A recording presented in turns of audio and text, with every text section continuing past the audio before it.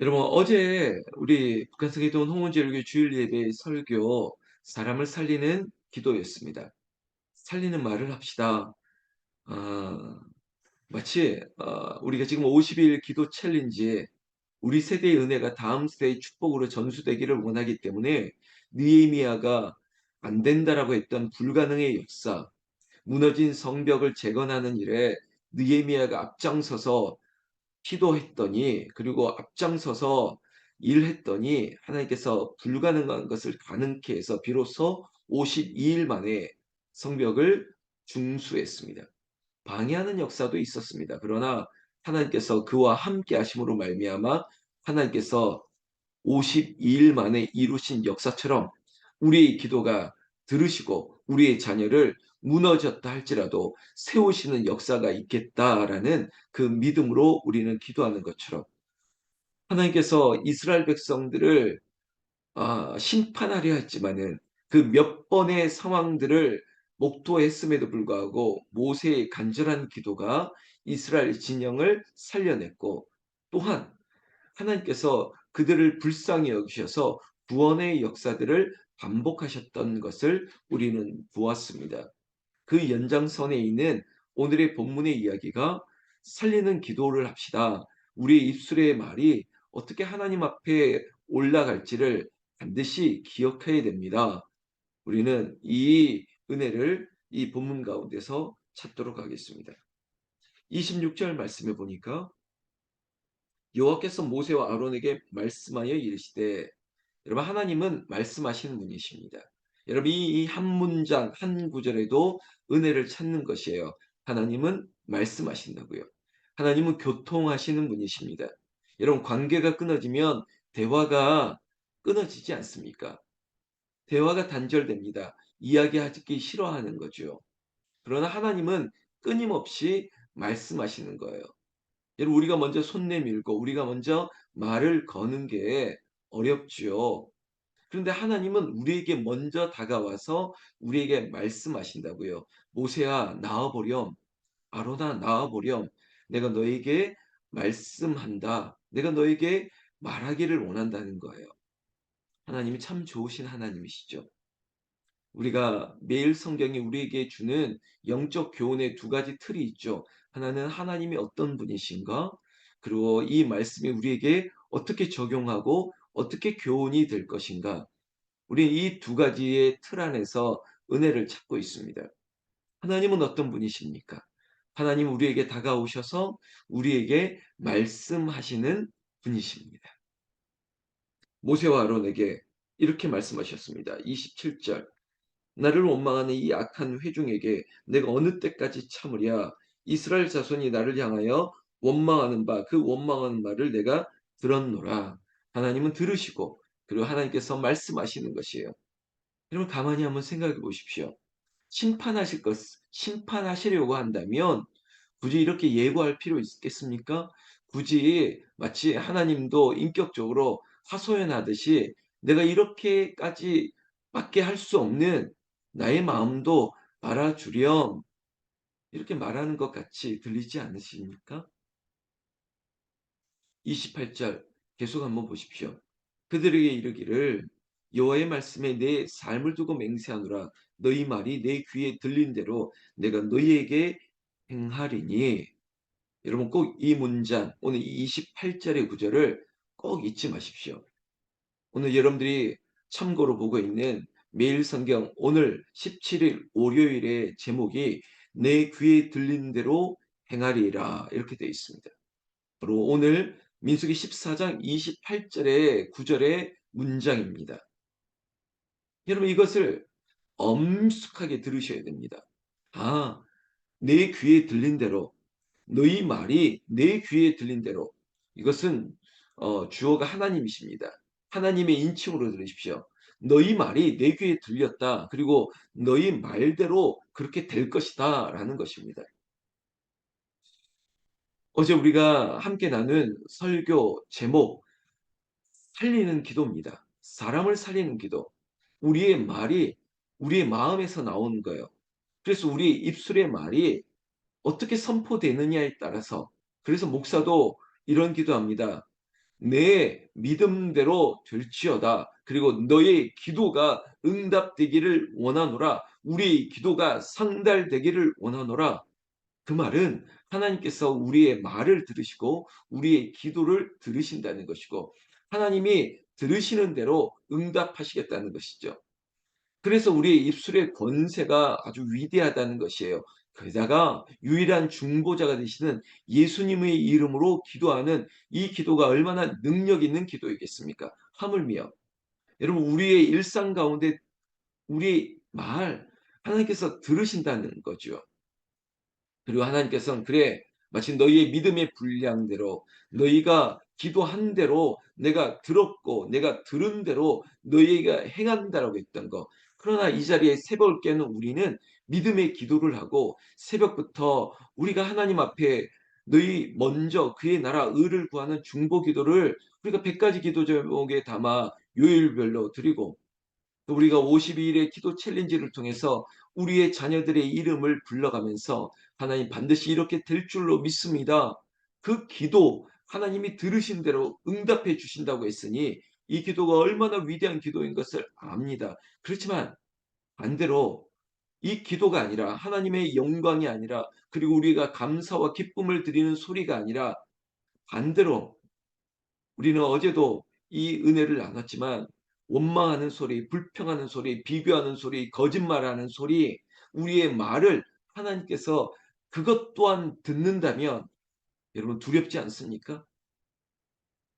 그리고 우리는 때로는 스스로를 비하하고 그리고 스스로에 대해서 자학하는 그런 소리도 할 때가 있습니다. 차라리 죽었으면 좋겠다고. 차라리 이대로 그냥 잠들어 버렸으면 좋겠다고. 이제는 깨어나지 않았으면 좋겠다고. 그냥 정말 저 집이 다 폭삭 망했으면 좋겠다고. 저 사람 죽어버렸으면 좋겠다고. 저주하는 말까지. 근데 여러분 이 말이 얼마나 무서운 겁니까? 왜냐? 더 두려움을 느껴야 되는 것은 하나님께서 들으신다는 거예요. 그리고 너희의 말대로 내 귀에 들린 대로 내가 너희에게 행한다고요. 여러분 특히 우리 자녀들 다음 세대 후손들을 위해서 기도할 때 여러분 믿음의 지경을 축소하지 마십시오. 설마 부모가 자녀를 저주하는 그런 말은 하지 않지 않습니까? 그래서 어떤 그 나이 드신 목사님이나 저도 저희 세대 때 부흥사들이 오셔서 그런 조크를 할 때가 있습니다. "왜 대한민국이 이렇게 잘 되는지 아냐고 어릴 때부터 우리 어머님들 아시지 않습니까? 못 먹고 막 그래서 저는 안 그랬는데 그 아기 때 막 코를 질질 흘리고 막 그러니까 엄마가 소매에 대고 "자, 자, 풀으라고. 흥하라고, 흥하라고." 그래서 대한민국이 흥했다고. 이 말은 막 이런 구절과 연결되는 거죠. 말대로 된다고요. 흥하라고, 흥하라고. 여러분 그 말이 정말 입술에 권세가 있다는 것이에요. 여러분 그런데 저주하는 말은 하지 않겠죠. 그렇지만 조금 더 여러분 "야 너는 그냥 시집이라도 잘 갔으면 좋겠다." 뭐 이렇게 폄하하거나 아니면 "너는 그냥 먹고 살만 할 정도만 그냥 살았으면 좋겠다." 이렇게 기도할 리는 없겠죠. 마치 아이들에게 꿈을 크게 가지라고 하면서도 우리의 기도가 여러분 마치 '그냥 이 정도면 되겠다.'라고 믿음의 분량을 축소시키지 마십시오. 나아가서 우리가 섬기는 하나님의 나라와 교회를 위해서도 하나님께서 부흥케 하여 주실 줄로 믿습니다. 하나님께서 넉넉히 하실 줄로 믿습니다. 구원받는 성도가 더해지는 교회가 될 줄로 믿습니다. 초대교회 같은 성령 충만한 사도행전적인 교회가 될 줄로 믿습니다. 그렇게 기도해야죠. 그 기도 응답하심을 믿고 우리의 기도를 들으신 대로 주실 줄로 믿습니다. 이 기도가 날마다 기도하는 새벽, 날마다 기적 같은 기가 막힌 일들을 이루시는 새벽이 우리의 자리에 응답되기를 예수님의 이름으로 축원합니다. 축원합니다. 오늘의 은혜는 여기에서 모아졌으면 좋겠습니다. 다시 한번 28절. 너희 말이 내 귀에 들린 대로 내가 너희에게 행하리니. 할렐루야. 오늘 이 새벽에도 여러분들의 자리에서 여러분들의 삶의 자리가 기도의 자리입니다. 주보에도 그런 배너를 이미지를 넣었거든요. 여러분들의 자리가 기도의 자리고 그곳이 응답의 자리고 그곳이 성전이 될 것이기 때문에 우리의 기도가 하나님이 들으시고 응답해 주실 것을 믿는다는 것입니다. 그런데 문제는 그래도 결과에 죄의 값을 치러야 될 텐데 이게 참 안타까운 것이에요. 10명의 정탐꾼 악평했습니다. 가난 우리는 안 됩니다. 우리는 메뚜기가 우리는 죽습니다. 그리고 모세를 원망하고 돌로 치려하고 차라리 애굽으로 돌아가고자 그렇게 원망했던 그 세대들은 어떻게 했느냐. 여러분 어쩌면 이 대목에 우리는 하나님께 서운하다 말할 수 있습니다. 어쩌면 내 일이 아닌데도 그렇게 말할 때가 있지 않습니까? 마치 우리가 정의감에 불타 "아 이거 너무하지 않습니까?" 말하기도 하지만 가만 보십시오. 오늘 제가 전체의 구절은 다 안 읽겠지만 하나님께서 이 광야에서 원망했던 "너희들은 가나안으로 들어가지 못한다." 이겁니다. 10 명의 정탐꾼들 포함해서 그리고 그 말에 동조했던 그 광야의 어머니 부모 세대들은 "너희들은 여기서 생을 마치라."는 것입니다. 이것이 하나님께서 그들에게 선고한 것이에요. 마치 재판장에서 "그래 부모 세대들은 여기가 끝이다."는 것입니다. 여러분 어떻게 들으셨습니까? 서운하십니까? 그런데 가만히 한번 보십시오. 그다음 세대만큼은 가나안의 복을 허락하셨습니다. 그리고 2 명의 정탐꾼이었던 여호수아 갈렙은 그들을 이끄는 지도자로 그 모세의 다음의 지도자로 지도력을 발휘하면서 우리의 자녀 세대들을 가나안의 젖과 꿀이 흐르는 축복의 세대를 형성하게 만드셨습니다. 어쩌면 우리가 아이 그래도 다 용서하실 김에 다 용서하시고 다 들여보내시면 되지 왜 그러셨을까? 아 좀 서운하네. 아니 목사님 좀 서운하네. 도대체 이유가 뭘까? 글쎄 저도 자세히 모르겠습니다. 그러나 성경의 해석으로 본다면 여러분 마치 이런 것이죠. 가나안 세대를 새롭게 이루기 위해서 여러분 완전히 새로워지기를 원하는 이전의 것들을 하나님께서 배제하신 것입니다. 그렇다고 광야의 시대에서 그들을 그냥 죽게 한 것이 아니라 여러분 하나님도 그들과 함께 하셨습니다. 여기서 너희들의 생을 마감하는 것이죠. 여러분 모세는 더 억울하게요. 모세는 무슨 잘못입니까? 모세도 가나안에 들어가지 못했습니다. 그러나 우리 세대의 은혜가 다음 세대의 축복으로 우리가 이루지 못한 소망이 있다면 우리의 다음 세대에게 전수하는 것이 억울할 일이 아니죠. 우리는 여기까지가 끝인가 보라고 하는 것이 아니라 그래 우리가 여기서 우리의 생을 마감한다 할지라도 우리에게 있는 마치 죄의 잔상이나 우리의 옛 습관이 어쩌면은 우리 때문에 독립할 수 없는 우리 때문에 자립할 수 없는 가나안의 세월을 위해서라면 마치 부모가 결혼을 하면 아니 자녀가 결혼을 하면 부모를 떠나 한 몸을 이루게 되는 그런 분리, 그런 이별 그것을 하나님께서 미리 주신 거라고 생각하면 은혜가 되지 않습니까? 그렇죠. 이게 첫 번째 이유입니다. 그리고 두 번째는 보십시오. 혹시 좀 서운한데 "아니 목사님 아니 하나님이 왜 저러셨지?"라고 했을 때 제가 하나의 반론을 얘기해 볼까요? 하나님께서 너희들의 원망, 너희들의 거짓말, 너희들의 이 죄값으로 인해서 반드시 3-4대까지 3-4대 너희 자녀들 3-4대까지 죄값을 치르게 될 것이라고 말씀을 했습니다. 분명히 심판의 칼을 포받고 그렇게 스스로의 입술로 선고를 하셨어요. 근데 이 대목으로 보면 그게 아니죠. 우리 하나님이 참 좋은 하나님이신 게 그가 칼을 뽑았어도 그 칼을 다시 칼집에 넣으신 거예요. 분명히 그 죄값대로 한다면 가나안 세대로 이끌어갈 수 있는 자녀들도 없어야 돼요. 그들이 3-4대까지 저주를 받고 심판을 받는 게 맞지만 하나님께서 용서하신 거죠. 그게 자비로우심이라는 겁니다. 여러분 완전히 새로운 세대를 위해서 그래 이제는 독립을 해야 돼. 그리고 이제는 이 저주가 3-4대로 가는 것이 아니라 너희에 대해서 끝나고 새로운 세대를 일으키는 하나님의 큰 은혜가 선포되었다는 것입니다.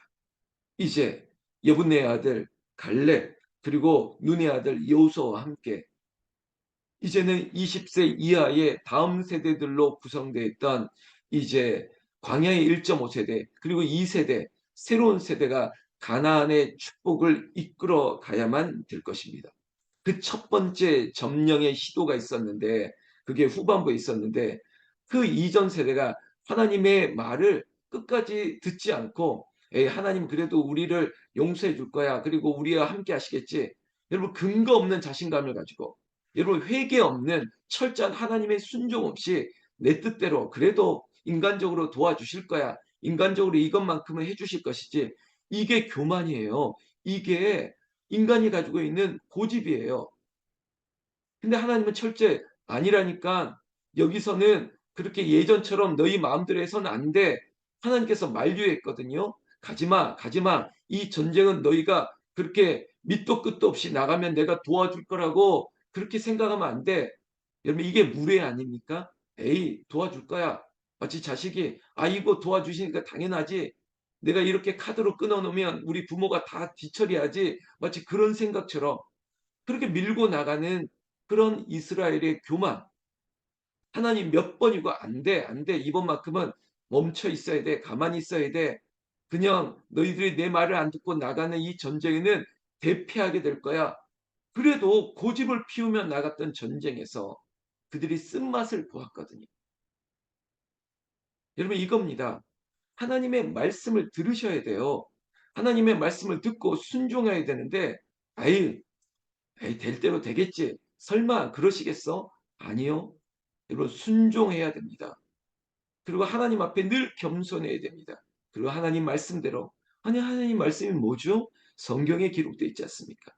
그리고 예배를 통해서 들려주지 않습니까? 그래 그 말씀대로 살아야 되겠다. 그리고 나는 하나님 앞에 내가 믿음으로 기도할 때 이게 바로 사람을 살리는 기도. 그것이 하나님께서 응답받는 기도가 되고 우리가 우리의 자녀들과 우리의 가족들과 우리의 교회를 살리는 그런 기도의 순종의 사람 되기를 우리는 나는 우리 주 예수님의 이름으로 축원합니다. 축원합니다. 기도하겠습니다.